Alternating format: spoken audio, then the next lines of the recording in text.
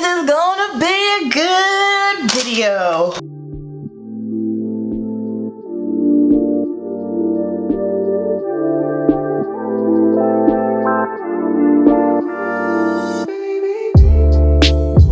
What's up? Welcome back to my channel. For today's video, we are talking about unnecessary makeup. This is going to get really interesting.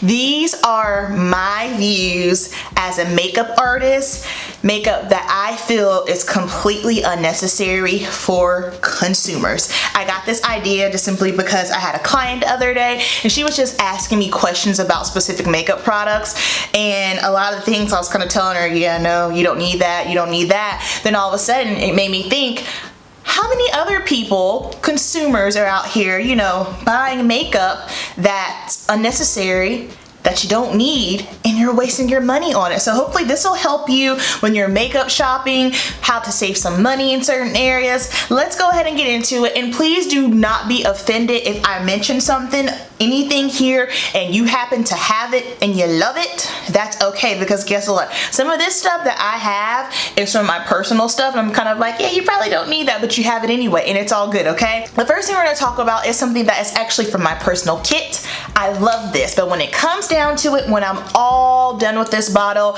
I probably wouldn't repurchase again, not because it's bad, but it can be a little unnecessary, and I could save some money not buying it. That is going to be BB creams. Now listen, okay. This is only going to work if you are someone that has other foundations. Now, if you're just like a BB cream and chapstick girl, live your life. However, I truly feel like BB creams can be a little bit unnecessary, just simply because if you have your own moisturizer, and let's say you have a foundation like the Dior BackStage or something that's already light. Now this is only gonna work if it's a lighter foundation. Girl, if you don't mix your moisturizer and a touch of your foundation together and slap that on your face and call it a day, because guess what? Most BB creams, they don't even have any pigmentation to them, you know what I mean? Like, you're not gonna get any kind of coverage with it. So save yourself some money. Moisturizer, your moisturizer is going to have all the qualities that you need in it for your skin. It's probably going to have some SPF. Find your foundation that's light. Now I wouldn't necessarily do this with a full coverage foundation. I would find something that's like a light to medium, or maybe even a medium to buildable, but definitely not a full coverage. Like, I wouldn't do that with the NYX Can't Stop Won't Stop foundation, and I wouldn't do that with the Kat Von D foundation. Anything that's like a thick full coverage, but like with the Fenty, absolutely, I could do that. With the Dior, I could do that. So that's one thing that I feel could be a little bit unnecessary. The next thing that I think is unnecessary is mascara. High-end mascara, to be exact. This is going to be unnecessary if you are someone who wears false lashes on the regular. I personally feel like if you're going to be putting on strip lashes or you have eyelash extensions, you don't need to be buying high-end mascara. That's kind of silly because you've already spent the money on the lash. Get great lash. Blend those babies together, keep it pushing. On the flip side, if you're someone like me who doesn't wear false lashes and you want to give a little more va-va-voom, I have found that there are some drugstore mascaras that work pretty good, but there are some high-end ones that work way better than that. So for me, since I'm not a false lash girl, I will buy high-end mascara. Next up, I know a lot of people ain't gonna vibe with this, but just hear me out, hear me out, hear me out. Primers. I think primers are unnecessary. I think primers are a joke. I think they are tricking us for a Gucci. I do not think that primers are necessary, and here is why. I feel like, especially, I'm speaking from an oily girl world. I talked about this a while ago. I found that the more layers I was putting on my face, the oilier I was becoming. So, you know, I already did my skincare. Then after that, I'm gonna put my primer on. And then after primer, I'm putting foundation. Then after foundation, I'm putting concealer. Then after concealer, I'm putting powder.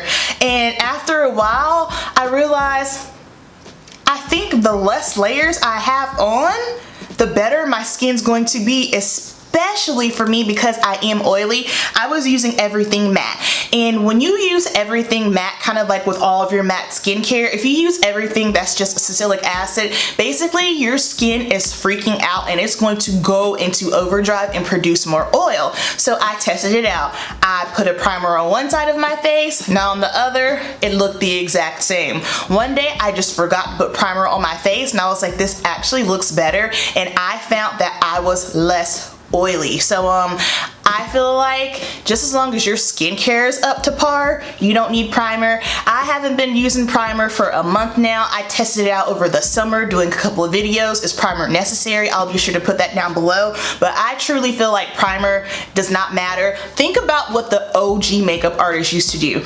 They ain't had no primer. I know plenty of makeup artists that have been in the game for a minute now, and they're like, yeah, back in my day when I first started, there was no such thing as primer. You just make sure that you prepped your skin accordingly. Now you're probably thinking, oh, but what if you're dry? If you're dry skin, your skincare, your moisturizer should be taking care of that. You should be good to go. Now, I do have oils that I will use when I am working on drier skin clients, but 9 times out of 10, I'm using that just to kind of cocktail with the foundation, just to kind of break it down a little bit. But other than that, just as long as your skincare is on point, again, this is just my opinion, my professional opinion, my consumer opinion, I don't think primer is necessary, which is going to take me to the next step, setting sprays. And now when I say setting sprays, I specifically mean sprays that are made to hold and lock your makeup in place.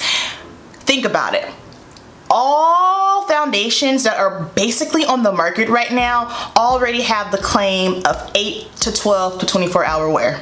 So if the foundation already has the claim, I guarantee that setting spray, it ain't doing jack squat. Like, that's just my thought process on it. Tell me if you think I'm crazy.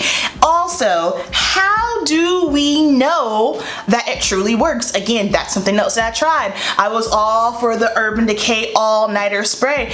I honestly, and I'm one of the oiliest people in the world, I could not tell a difference with me using the spray versus me not using the spray. The only thing that I think is crucial for just really holding your makeup on when you are oily is powder, a translucent powder. That legit's gonna work, but I don't think primers are gonna do a thing. I don't think setting sprays, again, please hear me clearly, setting sprays. I'm not talking about MAC Fix Plus. I'm not talking about like the Mario Badescu, because I use those and those are perfect. Let's say if I get a little heavy-handed on the powder and I need to give myself like that more lived-in look, I'll go ahead and give myself a spray. Same thing on clients. Those are totally separate things. I'm talking specifically about sprays that are made to hold your makeup in place. I don't think it really works. That's just me. That's just me. Next up, this is probably going to be a little controversial too. Listen to what I'm saying. This is from my personal stash lip gloss, okay? And this particular lip gloss was the one that got me thinking about this. So this is the Fenty Gloss Bomb and Fussy. I never bought the original, so when I went into Sephora, I was kind of playing around and I swatched Fussy on me. And I also swatched the original one.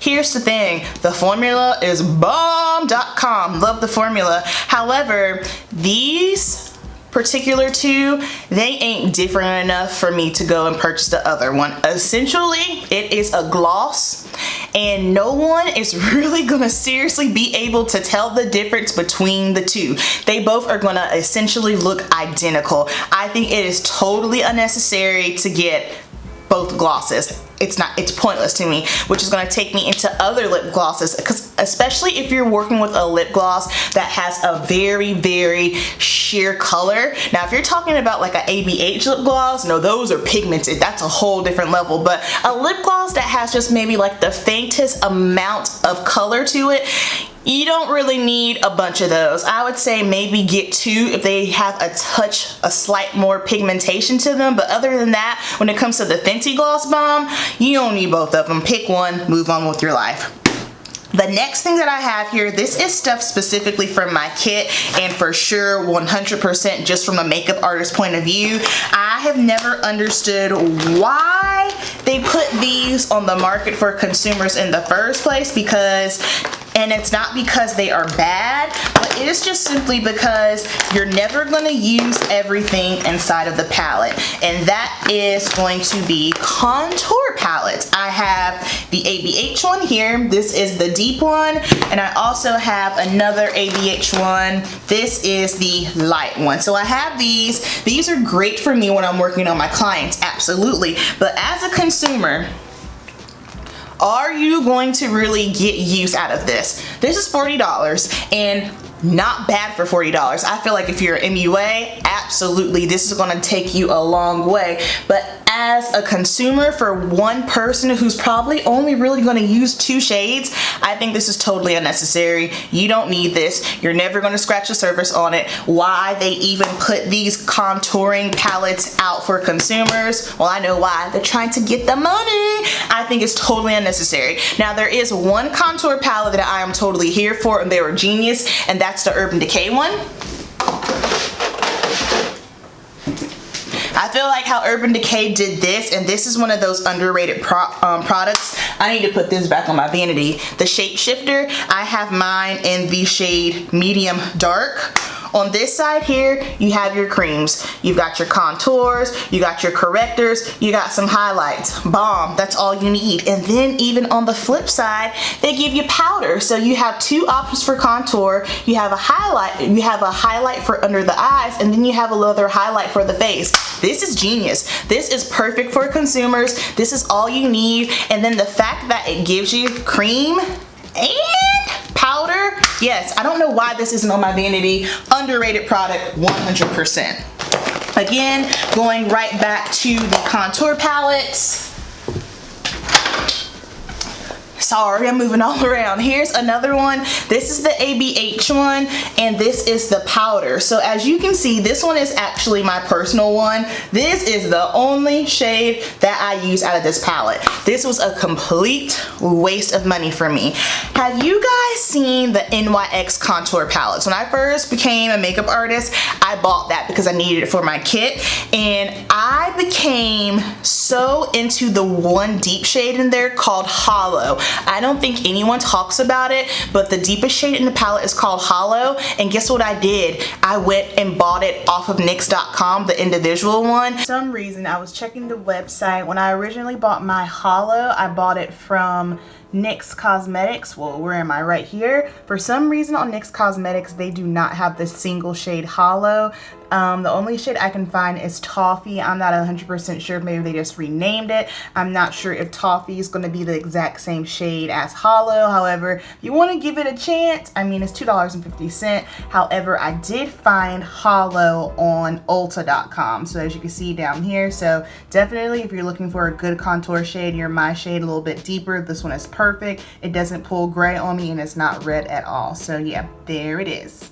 If you can find it possible for whatever shade you are, whatever contour that you like to use, see if the brand offers it in a single, because you don't need to be toting around one of these. Like, this is a waste of money for you to get a whole palette and you only use one. Don't do that. Save your money. If you're in my shade, a little bit deeper, I would highly, highly, highly recommend you looking into the NYX.com and get the shade Hollow. I think it might be about $4. This is a great contour. It's not red at all, and it's not too gray. Perfection.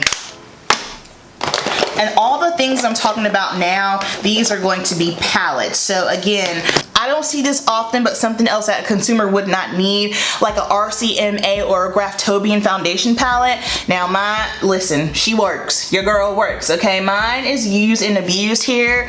As a consumer, you do not need this. You know why? Because you don't need all of these foundation shades. Same thing here. I have my my little MAC quads here with all the different shades. I feel like, again, if you're a consumer, you don't need this. So basically, anything that is in a palette form, really take a moment, especially if it's like a contour, foundation, concealer, anything like that, think about it. Now, it's totally different once you start getting into blushes and highlights, because at that point, now you've got options. options, because you might not want to wear the same one every single day, but when it comes to things like this, you're not going to be able to play around with every single shade in here, just simply because it's probably not going to work for your skin tone. One more palette I forgot to mention. I love this. Again, this is straight from my client kit. Mine is all used up. The ABH lip palette. This is bomb if you're a makeup artist, because I have the ability to mix and customize and make whatever shade I want. This is fantastic. I would never use this on myself, just simply because if I put this on and I'm going out somewhere, how do I retouch it? Consumers, you don't need this. Makeup artists, yeah girl, you need it. Alright guys, so that's just my point of view, thinking about it from a makeup artist standpoint. These are a few things that I think are just completely unnecessary, but guess what? Some of them that are unnecessary, I have myself as a consumer, I am guilty. So down below, I want to hear if you have any of the things that I mentioned, and also if there's something else that you think is unnecessary, I want to hear your thoughts as well. Alright guys, so you know the drill. Keep it simple, and I'll see you in my next video. Peace.